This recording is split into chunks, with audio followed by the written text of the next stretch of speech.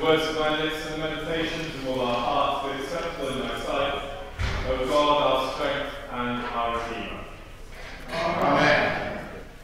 So we have two quite dramatic readings from the New Testament and from the Gospel today. The commissioning really of both Paul and Peter the Great, like early leaders of the church. Paul, whose writing conforms most of the New Testament, or a good deal of the New Testament, and Peter, who became known really as the leader, the pastoral leader of the church, of the early church. And there are really interesting stories here.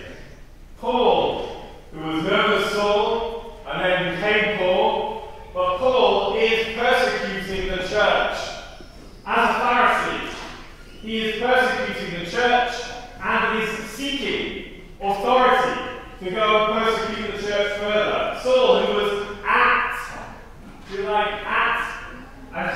had gathered the coats of those who stoned Stephen, the first martyr, was there at that time.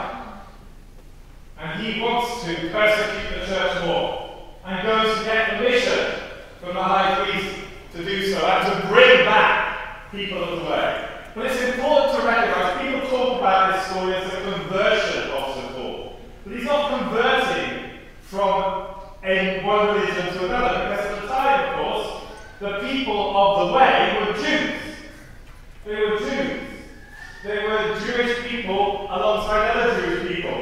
So they were being heretics. That's why he wanted to persecute them, because they were being heretics. And so therefore he wanted to go out and chase them and to draw them in, and he sought the authority of the high priest to do so. But on the way, on the road to Damascus, something happens. And it's a beautiful happening. Because there is a light that shines, and he becomes blinded and he can't see, and there is a voice that calls out to him and says, Saul, Saul, stop persecuting me.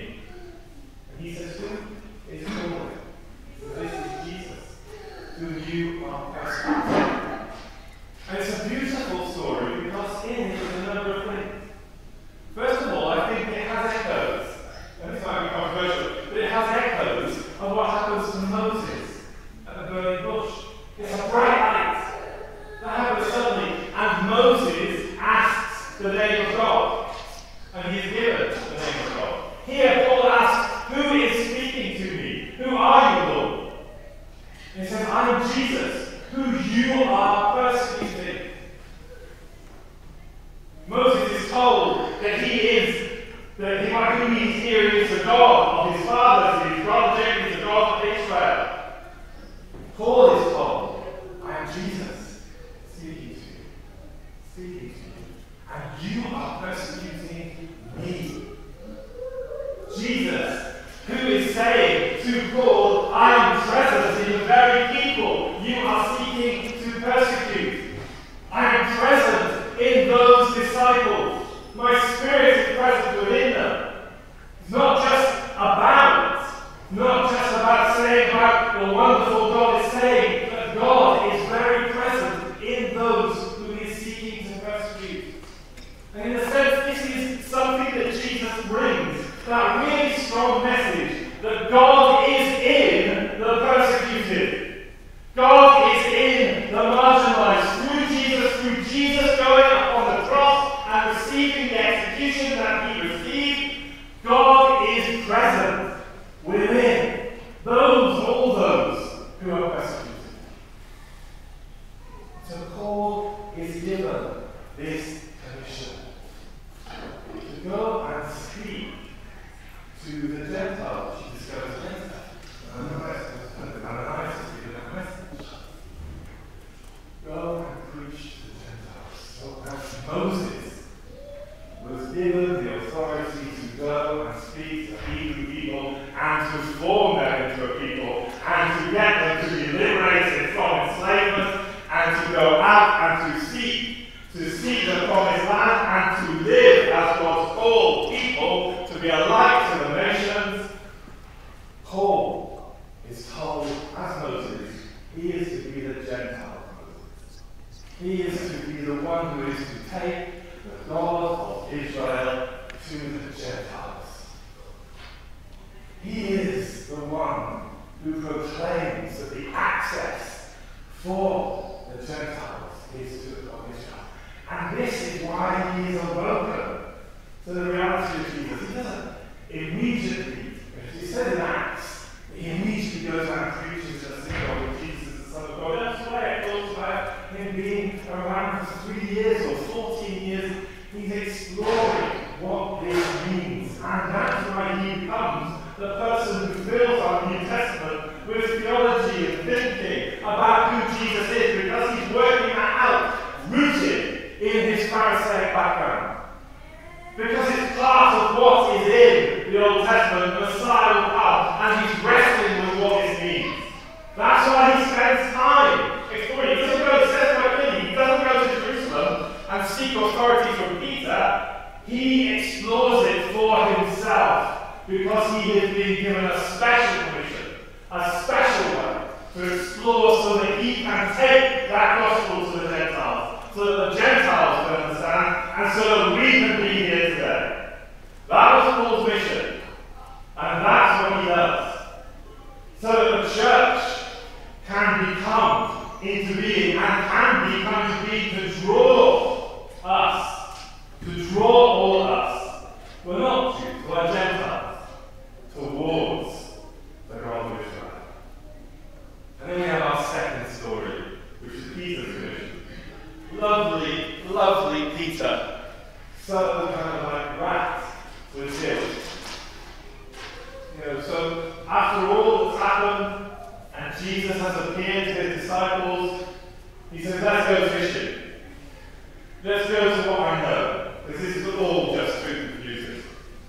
So they go fishing, and Jesus turns up and cooks some breakfast on the beach. That's a great idea. Then he cooks some breakfast on the beach. And this is a wonderful thing where they have a massive action development. So it's like, if you look at that, what we want for the day, what I want to concentrate on is what Jesus says. Remember, Peter, who denied Jesus 3 times, after saying he wouldn't deny him 3 times. What does Jesus do with him? He asks him a question 3 times. Peter, do you love me? Of course I love you. Feed my lambs. They're one. Peter, do you love me? Of course I love you, Lord. Feed my sheep. Peter, do you love me? Of course I love you, Lord. Feed my sheep. He's commissioning him to the pastoral role. To the pastoral role. Of that early church community. And it's important to recognize that Peter's denial is not something that was about his lack of bravery. It was more his kind of over-enthusiasm. Because Jesus says, if you look in John's Gospel, you go back to chapter 13, where actually Jesus tells Peter what's going to happen to him, and he says, I will follow you to death. And Jesus says, no, you won't. By the time the cock crows, you will deny me. He says, no, well, I'll follow you. He says, it is not for you to follow me. At that time, that's not the law. And what does he say to Peter at the end of his passage we look? He says, follow me. Follow me. Because now is your time. Now is your time. And indeed, Peter, as tradition tells us, did follow him right away to execution and to martyrdom. That's another story. Here, Jesus commissions him and tells him to do 2 very different roles for Peter and for Paul. Commissioned by Jesus. Paul, in many ways, the intellectual of the church. Peter, with his guttural, instinctual sort of sense of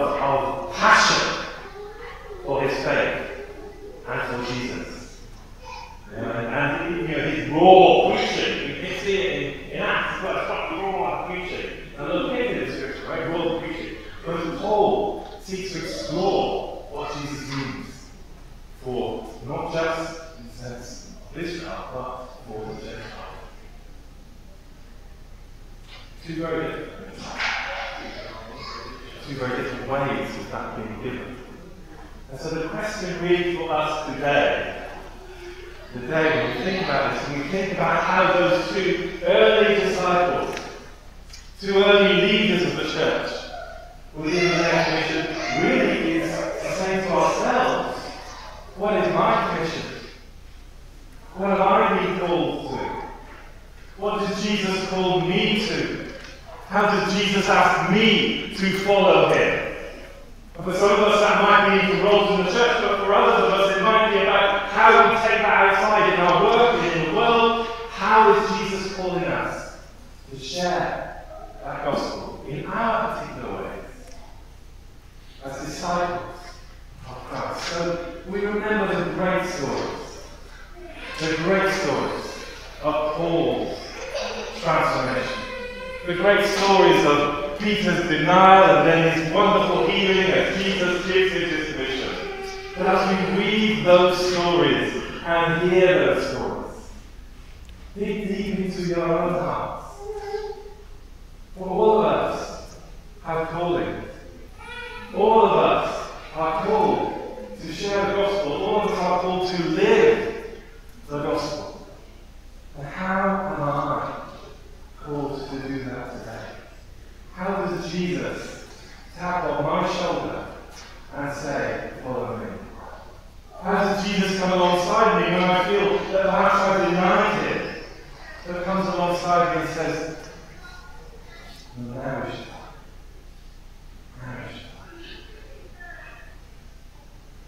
Listen. Then, particularly in this service, as you receive communion, listen out for that voice, for that sense of who you are called to be by God in this time, in this place. No matter what the world says about you, no matter what the world says about your value, God values you and has a mission for you. God values you and has a mission for you. You have been called by him, as Paul and as Peter were called. And he has a mission for you. Listen for that. Open your hearts to that. And don't let the world's put downs and threats and concerns get in the way of hearing that voice of God, which says,